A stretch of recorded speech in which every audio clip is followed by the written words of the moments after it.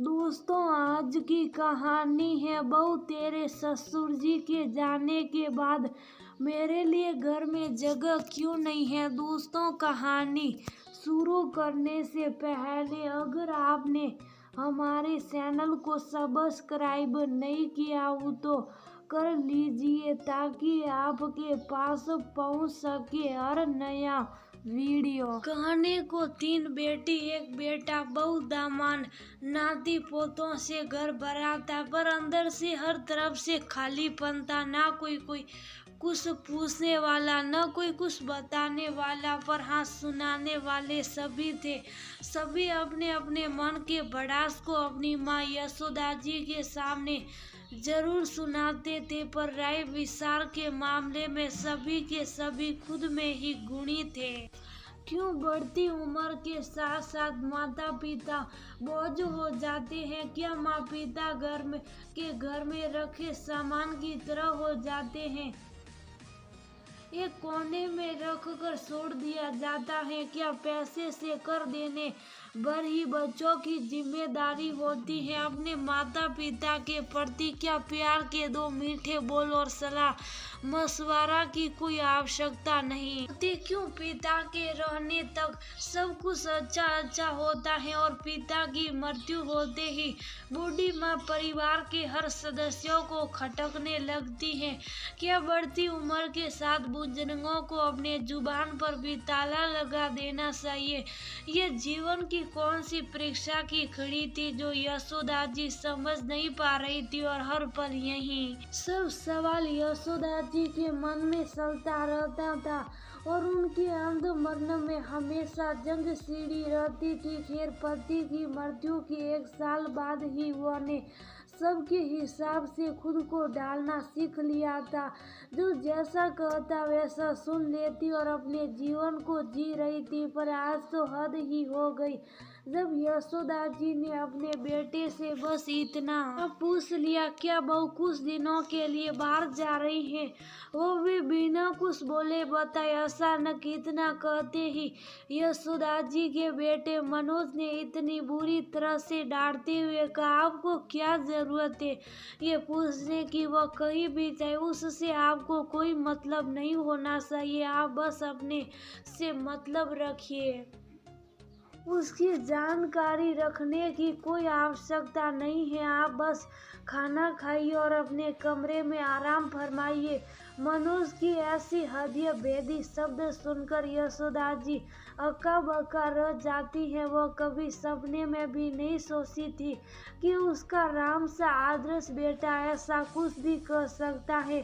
पल भर के लिए वह अपने बेटे का मुंह देखती ही रह जाती हैं, पर आंखों में तैरते मोती उन्हें कुछ बोलने नहीं देती। वह चाहती तो आज अपने बेटे को उसके तीखे वाणी का मुंह तोड़ जवाब दे सकती थी, पर बेटे के पराई पर ने उन्हें इजाजत नहीं दी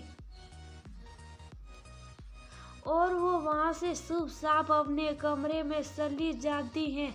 कमरे में जाते ही उनके सब्र का बांध टूट जाता है। वो खुद को रोक नहीं पाती और फूट फूट कर रोने लगती हैं और अपनी जिंदगी को कोसने लगती हैं।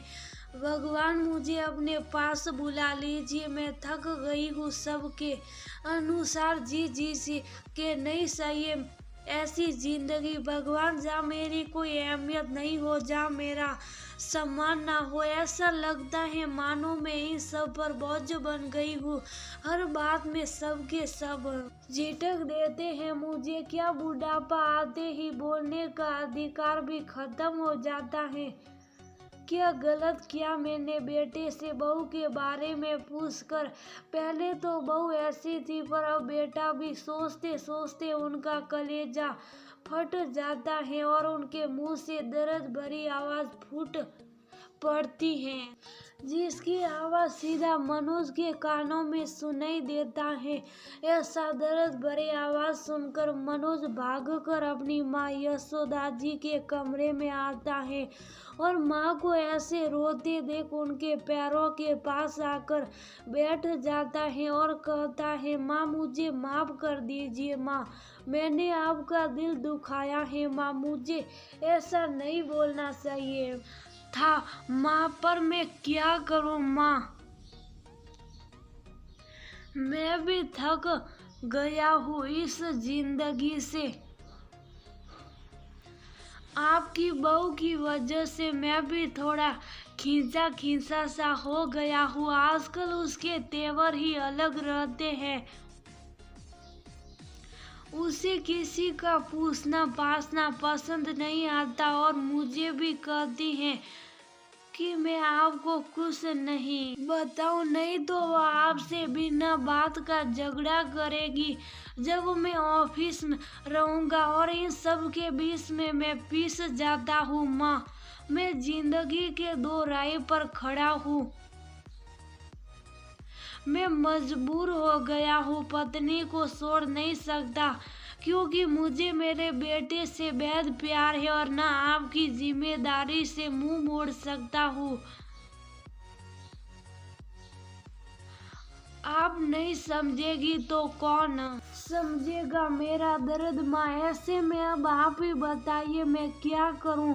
ऐसा कहकर मनोज भी बिलक बिलक कर रोने लगता है। आज इतने सालों बाद अपनी मन स्थिति को मनोज अपनी माँ के पास सामने रखा था, इसलिए यशोदा जी उसकी स्थिति को समझते हुए उसे शुभ कराती हैं और कहती हैं, शुभ हो जा बेटा, मत रो, मैं समझती हूँ तेरी हालत, मुझे भी दिखता है तेरा दर्द, मुझे भी पता है तेरी पत्नी कैसी है, वह नहीं चाहती कि तू मुझे देखे, मेरी फिक्र करे, पर मैं क्या करूं, इस बुढ़ापे में अकेलापन, सबकी उपेक्षित नजरें मुझसे अब सहन नहीं होती। जब तक तेरे पापा जिंदा थे तब तक सब ठीक चल रहा था, सभी मुझसे पूरे अदब से बात करते थे, सम्मान करते थे, राय विचार लेते थे, पर अब मुझे बहुत समझने लगे हैं शायद अब किसी को मेरी जरूरत नहीं है। ऐसा कुछ नहीं है माँ, आप कल भी मेरे लिए सर्वोपरि थी और आज भी मेरे लिए सर्वोपरि है।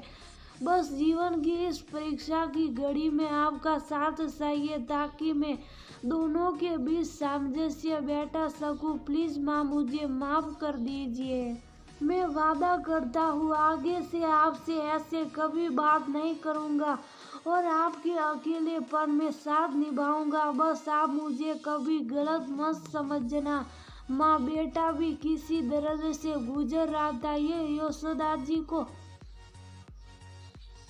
पता ही नहीं चल रहा था कभी, इसलिए अपने इकलौते बेटे को सीने से लगकर कहती हैं। माँ भी अपने बच्चे के बातों को भला दिल से लगाती हैं क्या, वह तो गंगा माँ सी होती है, कितना भी कसरा डालो फिर भी गंगा माँ सबसे लिए दर्द हारिणी ही होती हैं।